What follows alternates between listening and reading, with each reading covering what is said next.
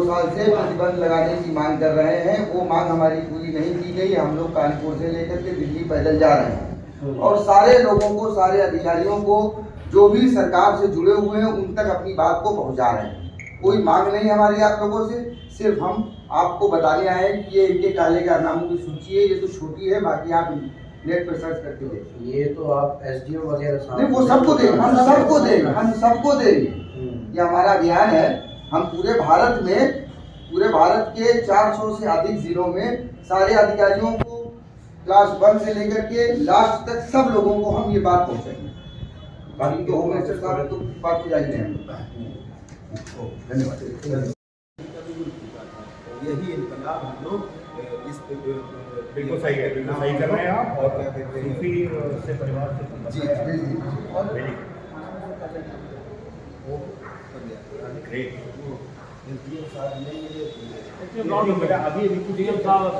और बाकी तो अधिकारी होंगे, आप लोग हैं, कोई नहीं मिलेगा भाईजान, कोई। तो हम अपनी उनके ऑफिस तक अपना पर्चा पहुंचा देंगे। तो ये आपको बता देता हूँ, ये एसडीएम कोर्ट, ये एसडीएम ऑफिस था, कोर्ट इधर से ये वाला गेट कोर्ट का। इसी तरह सामने स्ट्रेट जाएंगे तो हाँ,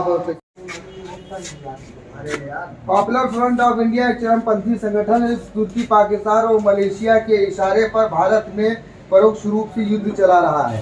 इसके संबंध में हम लोग 2 साल से पूरे देश में अभियान चला रहे हैं। हम अब देश की जनता को और देश के अधिकारियों को ये बात पहुंचाने के लिए कि हमने आपको पहुंचा दिया, अब आप गूगल के जरिए सर्च करिए पीएफआई क्या बला है। हमने इतनी जानकारी बताई। जानकारी लेना कोई बुरी बात नहीं होती, और जानकारी लेना आप जिम्मेदार विभाग में बैठे हुए, इस वजह से हम इस विभाग के कर्मचारी नहीं है। अच्छा अधिवक्ता हैं। चलो सुनो, एसडीएम साहब हम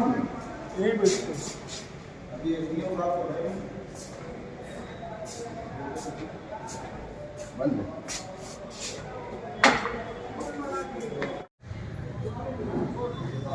बस यही बीच में खड़े हो जाओ, इधर से आओ वीडियो। हेलो बनाओ। आईडी लगा के लेंगे, कोई चलाएंगे बगैर आईडी का मजा नहीं आएगा। तुम आईडी लेके लो, कोई चलाए ना चलाए स्टेशन का। ले भैया।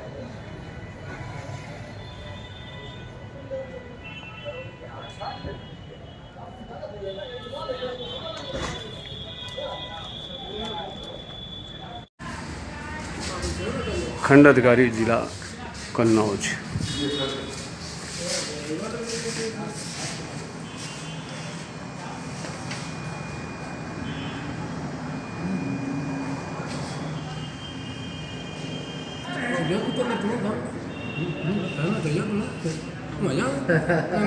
उधर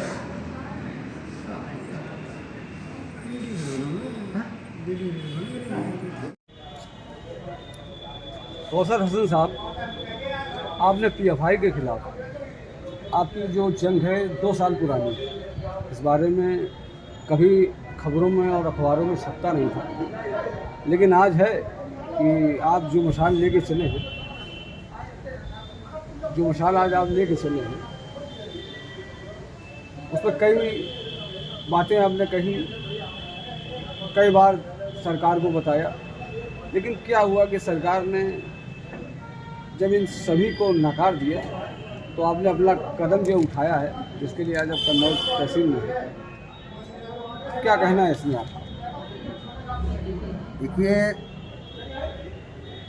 हमारा काम है लोगों को जागरूक करना, और हमारा काम है मुल्क की परेशानियों और मुल्क से मुताल्लिक जो भी मामलात हैं उनको हुकूमत तक पहुंचाना।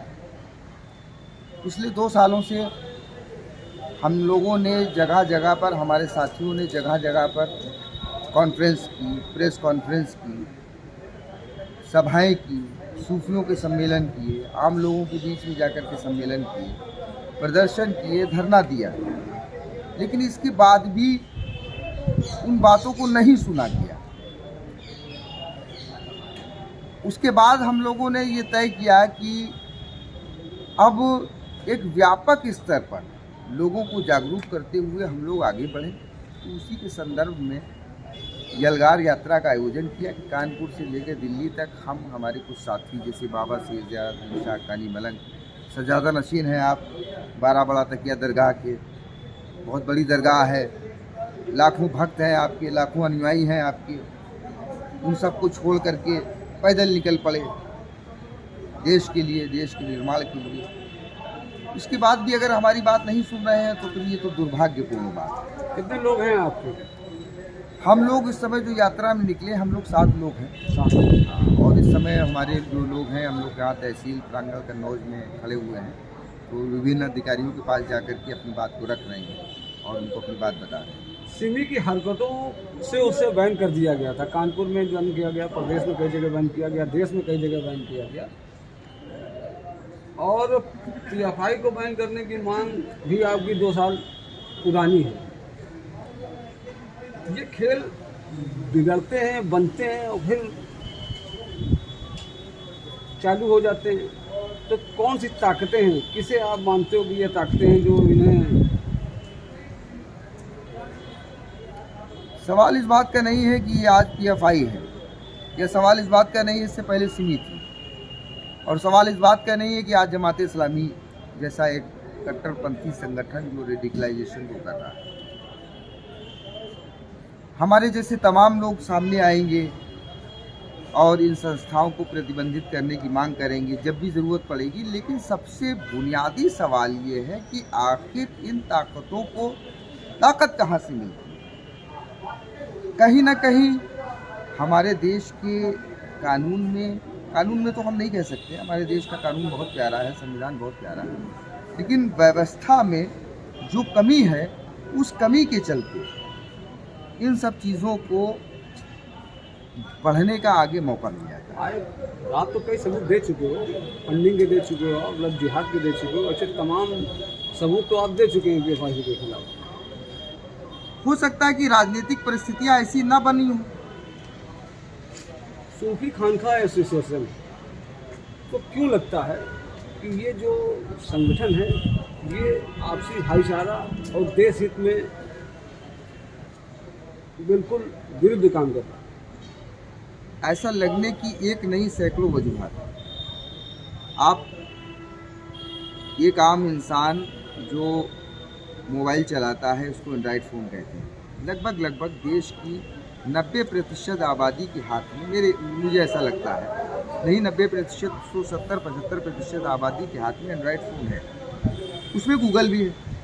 आप गूगल में जाकर के सर्च कर सकते हैं कि पीएफआई का उद्देश्य क्या है, पीएफआई का मकसद क्या है। सबसे पहली बात यह है कि जब देश में संविधान लागू है और लोकतांत्रिक व्यवस्था लागू है तो किसी भी व्यक्ति को ये अधिकार प्राप्त नहीं है कि वो अपने धर्म से या अपने पंथ से या अपने समुदाय से संबंधित नियमों के अनुसार कोई सरकार की स्थापना करे। ये किसी को अधिकार संविधान भारत का नहीं है। पीएफआई को बैन करने के लिए आपने कई धरने किए, प्रदर्शन किए, कई ज्ञापन दिए, देश भर में एक कार्यक्रम चलाया आपने।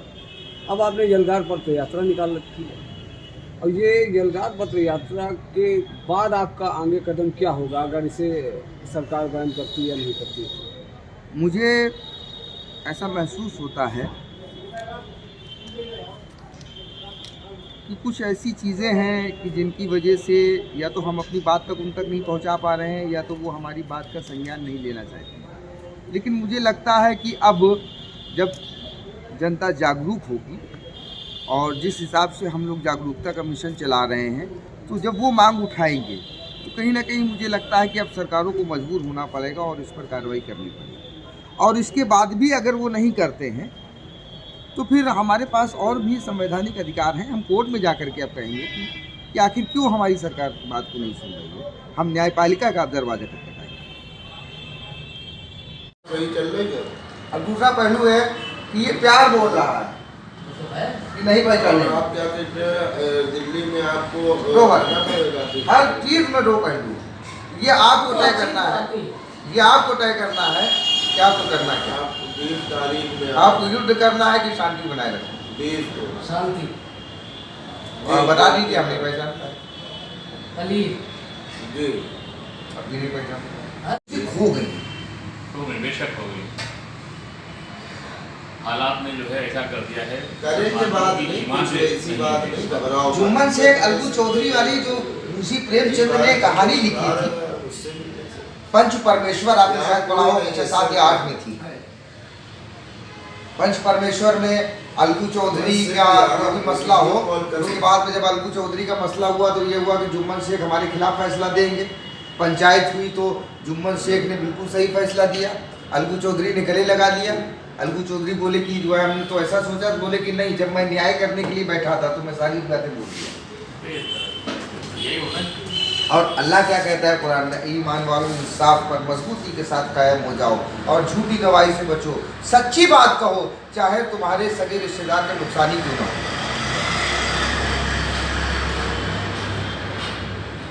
ये दीन कहता है। आप एक जबरदस्ती की एक हदीस उठा लें, मन सब्बा नबियन फक्तलू, नबी के गुस्ताख को कत्ल कर दो। अल्लाह फरमा रहा है वमा अरसलनाका इल्ला रहमतल लिल आलमीन, हबीब हमने आपको सारे ज़माने के लिए रहमत बना करके भेजा, और उन हबीब के नाम से आप ज़माने में कत्लेआम कर रहे हो, तो बताइए क्या सही है क्या गलत है? ये आपका बनाया हुआ है।